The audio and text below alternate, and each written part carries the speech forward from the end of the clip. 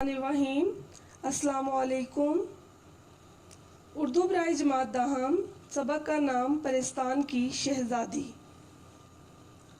اس سبق کو پڑھنے کے بعد آپ اس قابل ہو سکیں گے کہ اردو کی معروف داستانوں کے متعلق جان لیں گے، اشرف صبوحی کے دلکش اسلوب بیان سے آگاہی حاصل ہوگی، زمانی الفاظ کیا ہیں ان کے متعلق جان لیں گے، اور تشبیہ کیا ہے جان لیں گے۔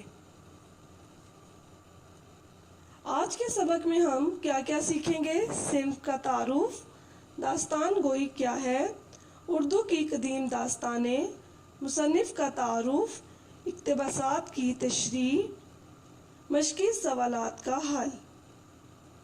سبق پرستان کی شہزادی دراصل ایک کہانی ہے جو آپ بیتی میں لکھی گئی ہے۔ آپ بیتی ایک دلچسپ صنف ہے جسے پڑھ کر ہم دوسروں کی زندگی سے سبق سیکھتے ہیں اور ان کے تجربات سے فائدہ اٹھاتے ہیں۔ آپ بیتی کسے کہتے ہیں؟ خود پر بیتے ہوئے حالات کے ذکر کو آپ بیتی کہتے ہیں۔ یہ کہانی آپ کے لیے اشرف صبوحی نے لکھی ہے۔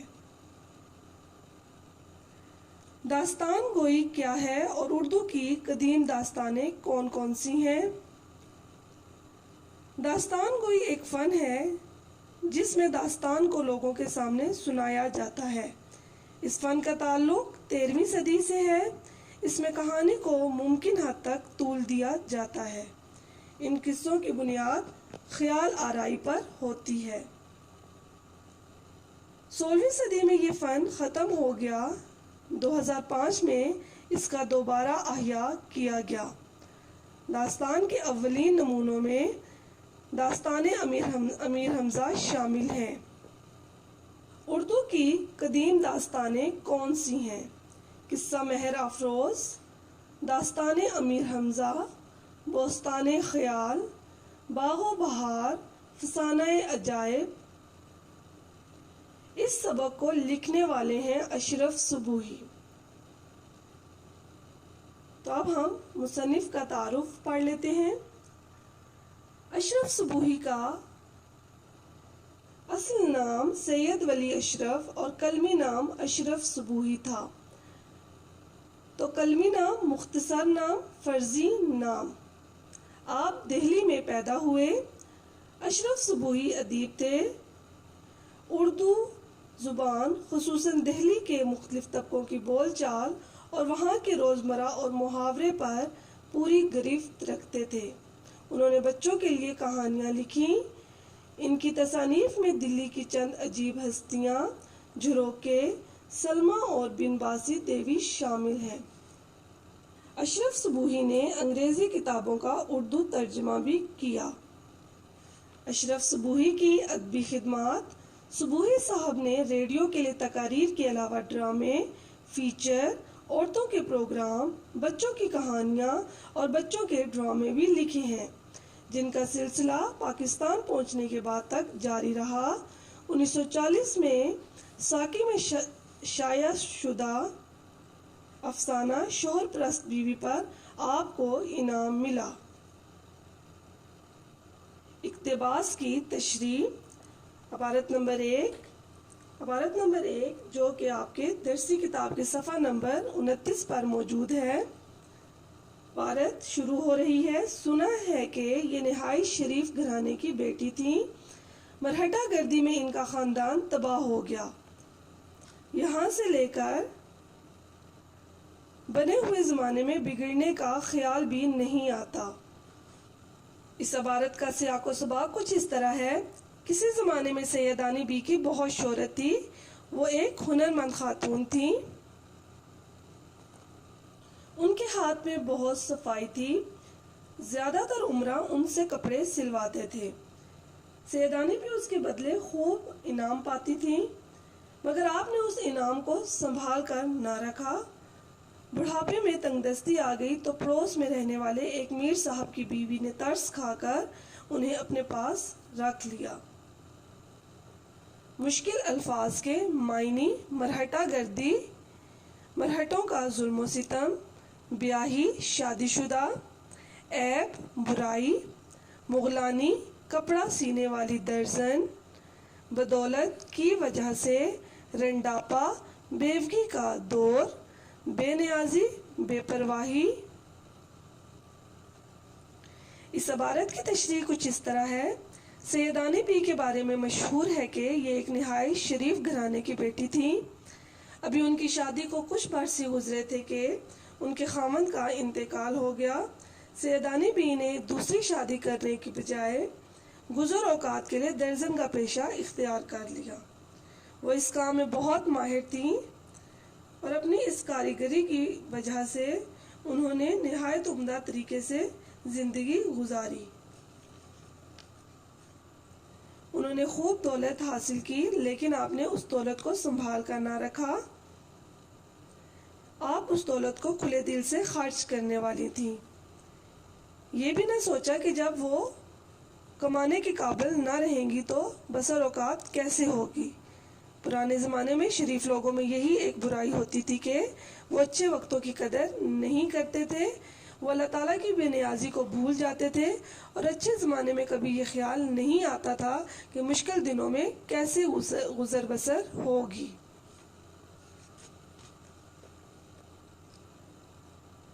ہماری دوسری عبارت جو کہ صفحہ نمبر 35 پر موجود ہے، اس کی کارسازی کے قربان صدقے مشکل کشا کے عقل نے ایسا کام دیا اور پہلے جوڑے میں واہ واہ ہو گئی، یہاں سے لے کر آخر سارے جوڑے سل بھی گئے اور ٹک بھی گئے۔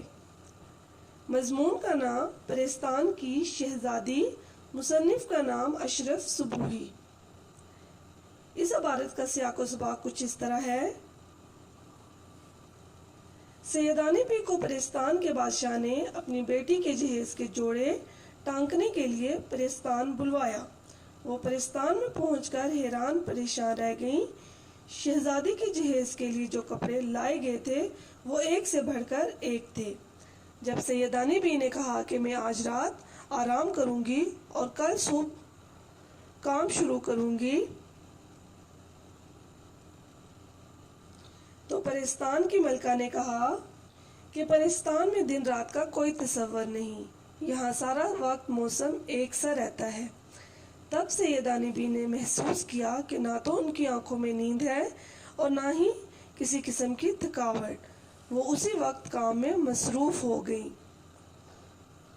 مشکل الفاظ کے معنی: کارسازی، کام بنانا، صدقے، واری جانا، مشکل کشا، مشکل کو حل کرنے والا، مراد اللہ تعالیٰ، واہ واہ، تحسین کا کلمہ، پھول کی طرح کھل اٹھنا، بہت زیادہ خوش ہونا، ہاتھ پاؤں میں گھوڑے لگ جانا، بہت تیزی سے کام ہونا۔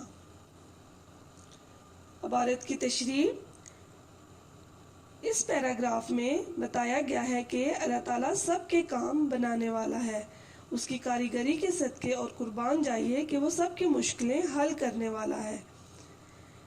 میں نے بڑی محنت سے پرستان کے بادشاہ کی بیٹی کے جہیز کے لیے ایک جوڑا تیار کیا۔ پہلے ہی جوڑے میں ہر طرف سے داد ملی۔ جوڑا دیکھ کر پرستان کی شہزادی بہت خوش نظر آنے لگی۔ جب مجھے اس بات کا احساس ہوا کہ میرا کیا ہوا کام سب کو پسند آیا ہے تو مجھے بہت خوشی ہوئی۔ میرے کام میں ایک دم تیزی آ گئی، میں جلدی جلدی ہاتھ چلانے لگی۔ اس طرح جو کام دنوں میں ہونا چاہیے تھا وہ گھنٹوں میں مکمل ہونے لگا۔ کہنے کو تو میری یہ کہانی بہت لمبی ہے۔ جس کام کی لگن انسان کے دل میں سما جائے وہ اسے پائے تکمیل تک پہنچا کر ہی دم لیتا ہے۔ مسلسل محنت ہی کامیابی کی کنجی ہے۔ میری محنت بھی رنگ لائی۔ آخر کار شہزادی کے جہیز کے سارے جوڑے سل گئے اور انہیں ٹانک بھی دیا گیا۔ اب ہم آتے ہیں سبق کے خلاصے کی طرف کہ اس سبق میں کیا اہم چیزیں بتائی گئی ہیں۔ تو سیدانی بی کون تھیں؟ سیدانی بی کا تعلق ایک نہایت شریف گھرانے سے تھا۔ خاوند کے انتقال کے بعد انہوں نے مغلانی کا پیشہ اختیار کیا۔ ان کی وجہ شہرت کیا تھی؟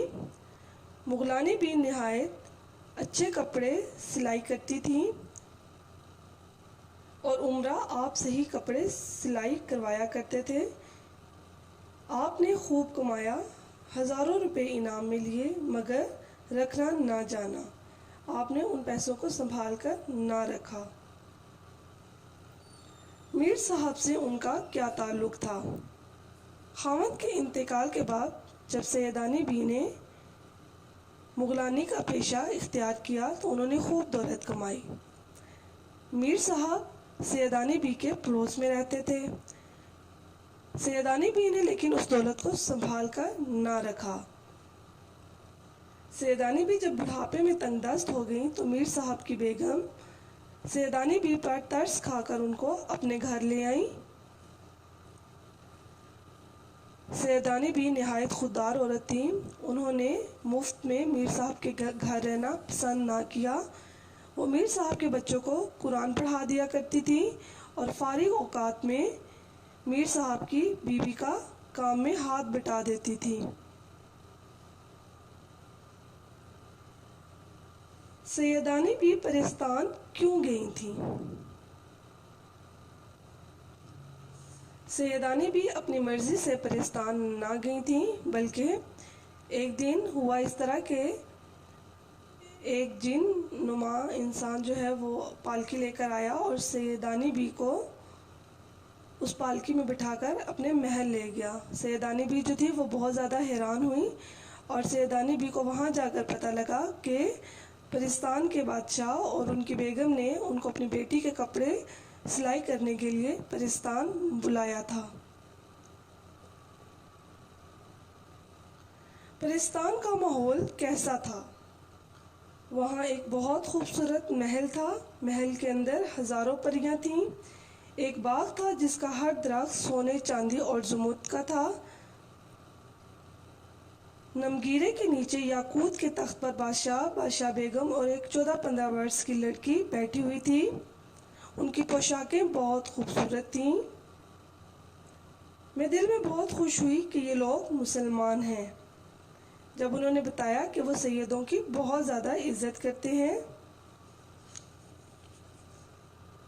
پرستان کی ایک خاص بات یہ تھی کہ جس پھل کو توڑ کر منہ میں رکھو اور جس کھانے کا خیال دل میں لاؤ وہی مزہ آتا ہے۔ توڑے ہوئے پھل کی جگہ فوراً نیا پھل نکل آتا۔ پانی کا خیال کیا تو یاقوت کا گلاس خود بخود منہ سے آ کر لگ گیا۔ گھر پہنچ کر سیدانی بی کیوں حیران ہوئی؟ سیدانی بی کے خیال میں انہوں نے پرستان میں کئی مہینے گزار دیے تھے، لیکن جب گھر پہنچی تو دیکھا کہ بونڈ پلاؤ جیسا چھوڑ گئی تھی ویسا ہی ہے، چاولوں پر ابھی دم بھی نہیں آیا تھا۔ بڑی بی نے کہا، اتنی جلدی واپس آ گئیں؟ میں نے دل میں کہا پرستان میں معلوم نہیں کتنے مہینے لگ گئے اور یہاں ابھی چاولوں کو دم بھی نہیں آیا۔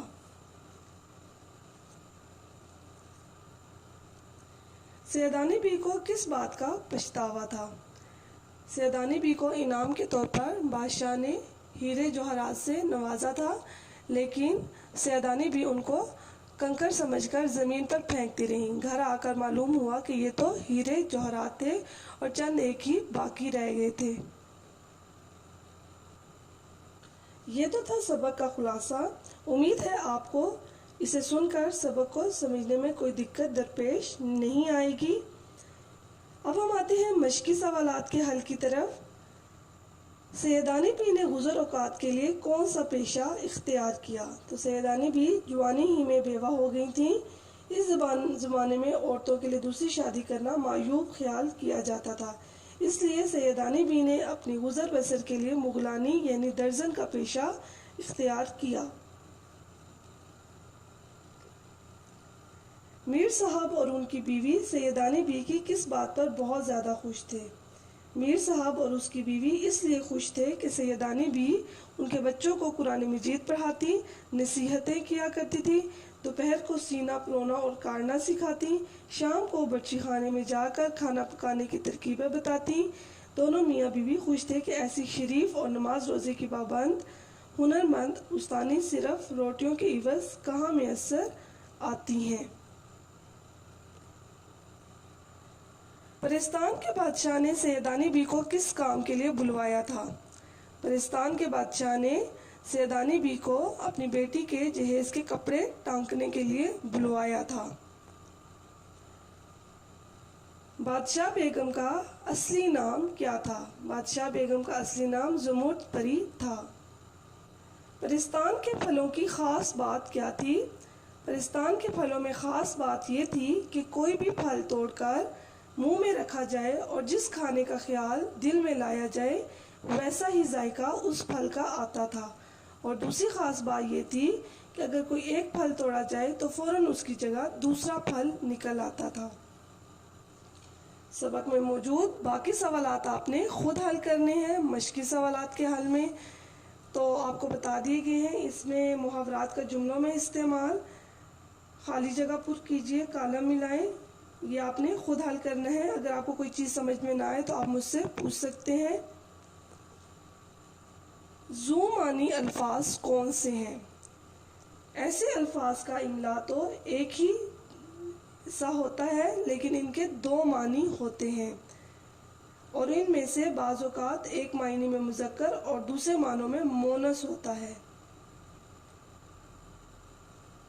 کہ ذو معنی الفاظ کا املا تو ایک ہوتا ہے لیکن ان کے معنی ایک دوسرے سے مختلف ہوتے ہیں، جیسے کہ آب اور آب، ایک آب ہوتا ہے پانی اور ایک آب ہوتا ہے چمک۔ کان اور کان دونوں لکھنے میں ایک جیسے ہیں لیکن ان کے معنی مختلف ہیں، ایک کان ہوتا ہے معدنیات نکلنے کی جگہ اور دوسرا کان جسم کا عضو۔ تھان اور تھان، ایک تھان ہوتا ہے کپڑے کا گٹھا اور ایک تھان ہوتا ہے گھوڑا باندھنے کی جگہ۔ چا اور چا، ایک چا ہوتا ہے چاہت اور ایک چا ہوتا ہے کنواں۔ پیارے طلبہ، یہ تو تھے ذو معنی الفاظ۔ تشبیہ کیا ہے؟ علم بیان کی اصطلاح میں کسی چیز کو خاص وصف کی وجہ سے کسی دوسری چیز کی مانند قرار دینا تشبیہ کہلاتا ہے۔ جیسے پانی برف کی طرح ٹھنڈا ہے، صہیب شیر کی مانند دلیر ہے۔ تو پیارے طلبہ، یہاں پہ پانی کی ٹھنڈک کو کس چیز سے تشبیہ دی گئی ہے؟ برف کی طرح، اور صہیب شیر کی مانند دلیر ہے، تو صہیب کی بہادری کو شیر کی بہادری سے تشبیہ دی جا رہی ہے۔ یہ تو تھا ہمارا آج کا سبق، امید ہے آپ سب سمجھ گئے ہوں گے۔ کلمہ کی اقسام ہم نے پچھلے سبق میں جو ہے حصہ گرامر میں سے ہم کلمہ کی اقسام پڑھیں گے۔ تو کلمہ کی 3 اقسام ہیں، اسم، فعل اور حرف۔